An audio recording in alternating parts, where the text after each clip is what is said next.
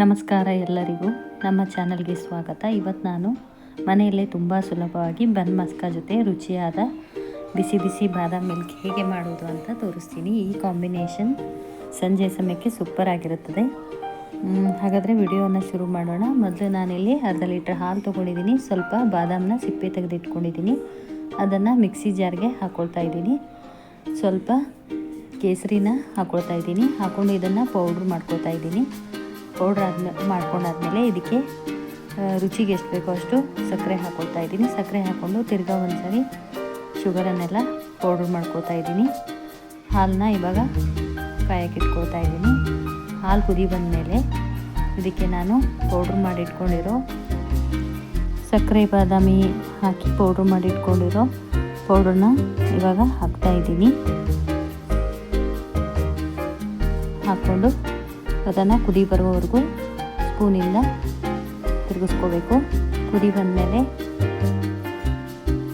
ಇದನ್ನು stove off ಮಾಡಿ ಇಟ್ಕೊಳ್ತಾ ಇದ್ದೀನಿ.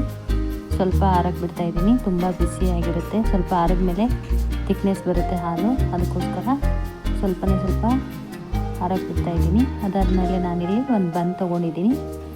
ಬನ್ ತೊಗೊಂಡು ಅದನ್ನು ಈ ಥರ ಸ್ಕ್ವೇರಾಗಿ ಕಟ್ ಮಾಡ್ಕೊತಾ ಇದ್ದೀನಿ. ಕಟ್ ಮಾಡ್ಕೊಂಡಾದ್ಮೇಲೆ ಇಲ್ಲಿ ನಾನು ಬಟರು ಮತ್ತು ಶುಗರ್ ಪೌಡ್ರನ್ನ ಮಿಕ್ಸ್ ಮಾಡ್ಕೊಂಡು ಇಟ್ಕೊಂಡಿದ್ದೀನಿ. ಚೆನ್ನಾಗಿ ವಿಸ್ಕರಿಂದ ಅದನ್ನು ಮಿಕ್ಸ್ ಮಾಡ್ಕೊಂಡಿದ್ದೀನಿ. ಅದನ್ನು ಕಟ್ ಮಾಡಿರೋ ಬನ್ಗೆ ಅಪ್ಲೈ ಮಾಡ್ಕೊತಾ ಇದ್ದೀನಿ.